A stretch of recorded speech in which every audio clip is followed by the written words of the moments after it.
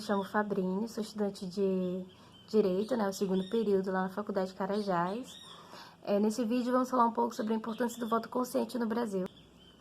Foi no período colonial que tudo começou, em 1821. Não existia partidos, o voto ele era apenas no âmbito municipal, as votações eram abertas e apenas homens livres e homens livres analfabetos tinham direito ao voto. É válido destacar também que nesse período as votações elas eram fraudulentas. Já no período imperial, o voto ele era censitário, ou seja, apenas uma parcela da população tinha um direito ao voto. E essa parcela, no caso, queria eleger os deputados, senadores da Câmara do Império. É interessante destacar também que nesse período era estabelecido o critério de renda, ou seja, pessoas com a renda inferior à estabelecida não tinham o direito de votar, de se candidatar, enfim. E também era marcado pelos fraudes eleitorais, né? Porque tinha casos de títulos falsos, de voto por procuração, que é quando uma pessoa transfere o direito de votar para outra. Fica bem claro que nesse período também aí não tinha nenhum tipo de legitimidade do voto, né? Do povo. E a gente vai para a República Federativa do Brasil, onde tem a família real, que foi destituída, que foi colocado aí o chefe do executivo, né, federal, que foi escolhido, passou a ser escolhido pelo povo, onde mulheres menores de 21 anos, analfabetos, indígenas e outros ainda não tinham direito ao voto. Mas essa minoria, no caso, escolheu o nosso primeiro presidente da República Brasileira, que foi o Prudente de Moraes. E aí eu quero falar um pouco sobre o voto do Cabresto com vocês também, que foi no período da República Velha, em 1889 a 1930. E nesse período o país ele era rural, né? Então o coronel ele tinha uma figura de autoridade sobre o poder local, né? Nesse período não existia justiça eleitoral, então não existia uma fiscalização ali nas eleições, então era bem mais fácil fraudar, coagir, enfim. E aí também a forma de votar, ela era muito fácil de manipular, né, de mudar as coisas, porque era até chamado de bico de pena, né, que é só o ato de você anotar no papel ali em branco, marcar e votar. E aí tinha muitos casos assim de nome de pessoas já desaparecidas constando como votante, nomes falsos, nome de pessoas já falecidas também, enfim. E aí a gente vai para o Getúlio Vargas, onde tem um avançozinho aí, tem a criação do TSE, que é o Tribunal Superior Eleitoral. Ele instituiu o voto feminino, mesmo com alguns critérios, aí onde mulher casada tinha que pedir permissão do marido, as mulheres viúvas e solteiras tinham que ter renda própria para votar. Mas aí teve uma parada, uma suspensão nas eleições por causa do golpe militar, né, que foi chamado aí de Estado Novo, né, que começou aí no 1945. E a gente pula aí para a ditadura militar, a temida ditadura militar, onde tem mínima participação popular nas escolhas do Estado. Ela restringiu as eleições diretas para presidente. E também é muito marcante a questão do bipartidarismo, que a Arena e o MDB são os únicos partidos legítimos, né, que foram definidos. E aí desencadeia na ditadura militar alguns movimentos muito importantes para a nossa democracia, como foi os Diretas Já, que o povo foi para a rua reivindicar aí direito à liberdade de expressão, à democracia. Após o ano aí a gente tem o José Sarney, que foi o nosso primeiro presidente civil. Ele, há mais de 20 anos, que foi o tempo que a ditadura ficou no poder, ele promulga a Constituição Federal, que é chamada de Constituição Cidadã. Ele consolidou o voto universal e secreto.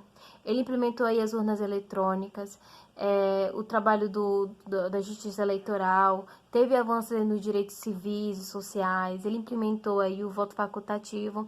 Para fechar, a Constituição Federal de 1988, que até hoje vigora pra gente, é a mais democrática, né? Ela é linda. E todo cidadão, dentro das normas legais, né, tem o direito de escolher seu representante através do voto. E aí, pessoal, beleza? Vou estar explanando um pouco sobre o voto. A minha parte ficou com conceitos e definições do voto. Então vamos lá falar um pouquinho sobre o que seria o voto. O que seria o voto? O voto é a manifestação oficial que declara a preferência do eleitor em um processo eleitoral. O voto é direto do cidadão em todos os países democráticos. Ou seja, o voto é de cada cidadão em todos os países democráticos, pois esses são responsáveis por escolher os representantes políticos das suas respectivas nações. Além da política, o voto é usado para decidir os demais assuntos de interesse público, seja através de referendos ou plebiscitos. Segundo José Afonso da Silva, abre aspas, o direito constitucional brasileiro respeita o princípio da igualdade do direito de voto, adotando-se a regra de que cada homem vale um voto. Ou seja, o eleitor tem direito a votar uma vez por eleição e para cada tipo de mandato. Vamos estar falando sobre o voto nulo e voto branco. O voto nulo consiste na opção de anular seu voto. O voto branco não é tido como válido. Ambos não influenciam no resultado final da votação. Anteriormente, os votos em branco eram computados para o candidato vencedor, mas atualmente essa prática ela foi abolida. Os votos nulos e branco não anulam. Ambos não influenciam no resultado final da votação. Anteriormente, os votos em branco eram computados para o candidato vencedor, mas atualmente essa prática ela foi abolida. Os votos nulos e branco não anulam uma eleição, mesmo que esses representem a maioria. Então, se for a maioria, os votos nulos ou brancos, eles não anulam a eleição de jeito maneira. E de mesma forma, eles não vão, como era antigamente feito, para os candidatos que estão ganhando. Ou seja, quando o candidato passava na frente do outro, os votos nulos e brancos computavam para esse candidato que está ganhando. Hoje em dia, essa prática ela foi abolida, não existe mais. Vou estar falando um pouco sobre o voto direto e indireto. O voto direto consiste na participação direta e igualitária de todos os cidadãos na escolha de seus representantes políticos. Já o voto indireto, a escolha dos representantes políticos é feita com base na deliberação de seleto grupo. O voto facultativo e não facultativo. Vamos abrir uma pergunta aqui nesse tópico. Tá, muita gente tem essa dúvida. Quando o voto é facultativo? O voto é facultativo quando ele não é obrigatório. Quando dá-se a liberdade do cidadão de decidir ou não se ele vai participar de todos os cidadãos na escolha de seus representantes políticos. Já o voto indireto, a escolha dos representantes políticos é feita com base na deliberação de seleto grupo. O voto facultativo e não facultativo. Muita gente tem essa dúvida. Quando o voto é facultativo? O voto é facultativo quando ele não é obrigatório. Quando dá-se a liberdade do cidadão de decidir ou não se ele vai participar da eleição. Ou seja, no Brasil, o voto facultativo são para os cidadãos com 16, 17 e mais de 70 anos. Ou seja, eles não são obrigados a votar. Eles participam das eleições se eles quiserem. Então, o voto facultativo quer dizer que o voto é obrigatório no Brasil para todos os cidadãos de 18 e 70 anos. Caso o brasileiro não tenha condições de votar, esse deve justificar a ausência de voto, senão poderá sofrer algumas sanções, como o pagamento de multas ou cancelamento do seu cadastro de pessoa física, que é o CPF.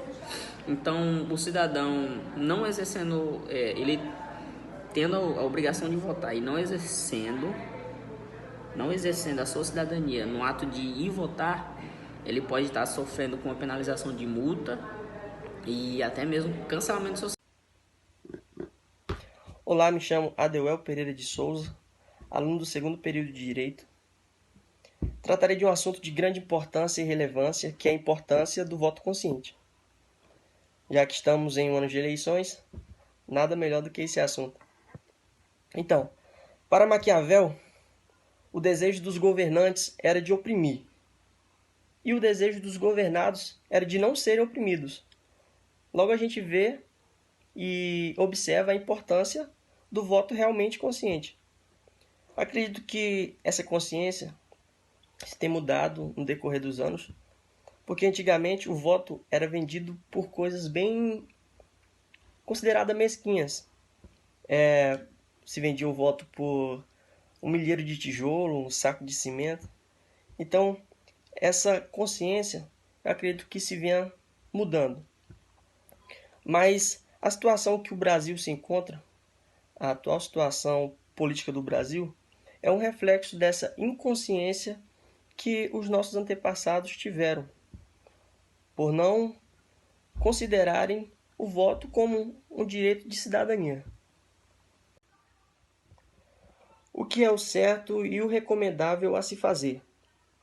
Antes de você tomar as suas decisões, antes de você ir até a urna, é o caso você conhecer realmente quem é o seu candidato, quais os seus projetos, o que ele tem a oferecer para a sociedade, conhecer as ideologias do seu partido. Não é simplesmente, eu vou com a cara daquele candidato, ele é meu vizinho, eu acho que ele vai fazer isso, eu acho que ele vai ser um bom vereador, acho que ele vai ser um bom prefeito. Não é simplesmente isso. O grande defeito da sociedade é o achismo, é o achar. Não. A gente tem que conhecer realmente os seus projetos, a ideologia do partido, o que ele tem a oferecer realmente para a sociedade. O voto tem sim um papel fundamental na vida democrática. O que falta é o cidadão ter a consciência de sua relevância no processo de escolha dos seus representantes. Nada mais é o seu prefeito, o seu vereador, do que um representante legal seu. Você o elegeu, ele está lá tomando escolhas por você. Logo, se você ter uma inconsciência no seu voto, não pesquisar bem o seu candidato, logo você terá complicações. Por quê? Não era aquilo que você imaginava, você não estudou bem o seu candidato, não observou os seus projetos e implicou para que ele não viesse fazer muita coisa no seu mandato. Então, o recomendável é isso. Até a próxima. Vote certo, não jogue seus direitos no lixo.